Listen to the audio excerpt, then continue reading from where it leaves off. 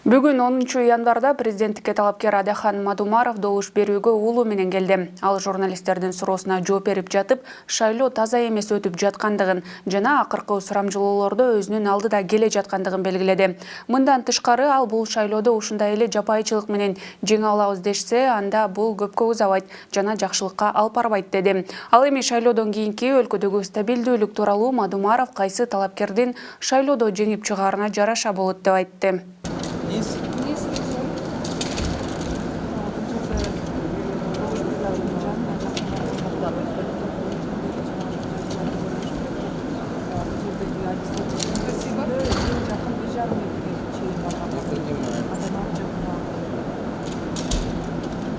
Аппарат не хочет эфира.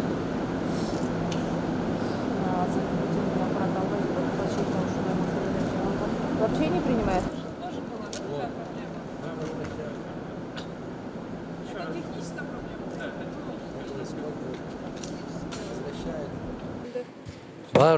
Бардыгы мыйзамдын жолу менен болуш керек да. Бардыгы мыйзамдын. Себеп конституцияга өзгөртүү киргизүүлөр жөнүндөгү процедура так ачык даана жазылган. Бир эмес 3 окуудан кабыл алыныш керек. Ар бир окуунун ортосунда 2 айдан кем эмес убакыт болуш керек. Президенттин милдетин аткаруучу конституциялык реформа жүргүзө албайт. 28 октябрдан кийин легитимсиз болуп отурган жогорку кеңеш конституцияга өзгөртүү киргизе албайт. Экинчи тур болуп калса кайсы талапкердин атына киргизесиздер? Анын баарын олтуруп сүйлөшөбүз, акылдашабыз. Сүйлөшө элексиздер. Жок. Как вы оцените свои шансы второго тура? Без второго шанса не обойтись.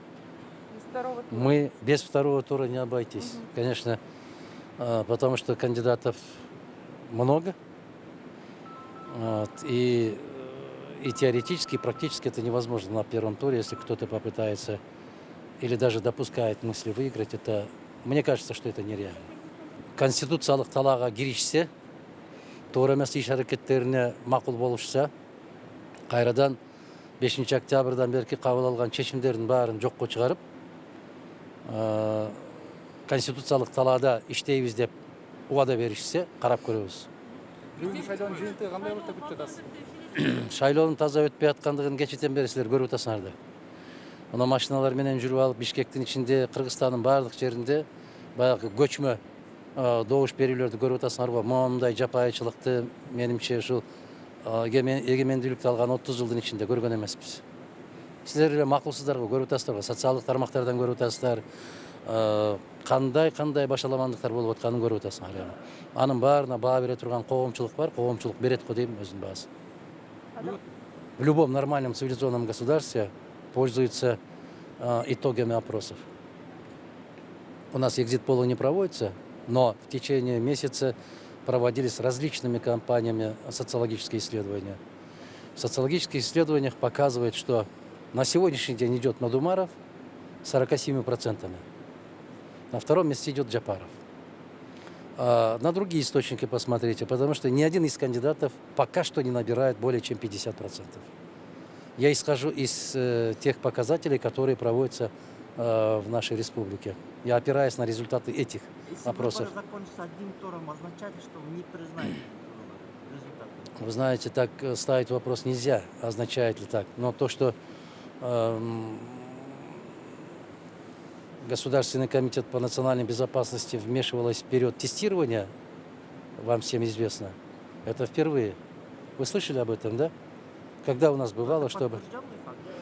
Но, во всяком случае, они не опровергли. Шайлоо бүткөндөн кийинки процессти кандай деп көрүп атасыз? Шайлоо бүткөндөн эмне өзгөрөт деп ойлойсуз? Шайлоо бүткөндөн кийин кимдин кандай добуш алганына байланыштуу болот.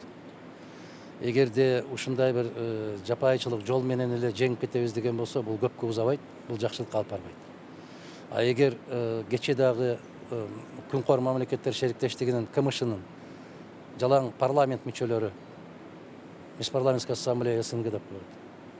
Ошолордун менен жолугушуу болгондо биз айттык, эгерде кандайдыр бир мыйзамсыз жолдор менен кете турган болсо, аракеттер ошого жараша болот. Нааразычылык акциясы дегенди туура кабылдашыбыз керек. Мына жердеги болуп аткан мыйзам бузуулардын баарына эл тарабынан кандайдыр бир реакциялар болот сөзсүз түрдө. Шайлоодон кийин саясий туруктуулук орун өтүп деп ойлойсузбу же болбосо бул шайлоонун жыйынтыгынан көз каранды болобу? Жыйынтыгынан көз каранды. Эгерде биз келе турган болсок, биз 5 октябрдан кийинки чечимдердин баарын жокко чыгарып, как говорится, обнуление деп, кайрадан конституциянын талаасына кирип, биз баардыгын мыйзамдын чегинде жүргүзүп баштайбыз. Жыйынтыгы кандай болот деп күтүп жатасыз шайлоону? Жыйынтыгы ар бир талапкер өзү ойлойт, мен үчүн жеңиш болот деп. Биз дагы ошондой ойдон алыс эмеспиз буюрса. Очень многие спрашивают, почему вы не надели маску. Маски надевать, вы же знаете. Дагы же бир знаете. суроо, эмнеге байкоочуларыңыз жок? Кайсы жерде жок байкоочулар? Мисалы. Байкоочулар бизде Кыргызстандын, дайым айтам, ар бир Кыргызстандын жаранынын үйү Мадумаровдун штабы, ар бир кайдыгер эмес өлкөгө, кайдыгер эмес караган жарандар Мадумаровдун байкоочулары. Сиз өзүңүз айттыңыз, мына мыйзам бузуулар менен өтүп атат деп шайлоо. Шайлоодон кийин негизи пландарыңыз кандай? Шайлоодон кийин менимче Борбордук шайлоо комиссиясы мыйзамдын негизинде бардык берген арыздарды карап чыгышы керек. Биз кечээки күнгө чейин бир тобун документтештирип бердик. Алар кандай чечим кабыл алышат, көрөбүз. Ушундай. Ийгилик, аманчылык, жакшылык болсун баарыбызга, жакшылык болсун.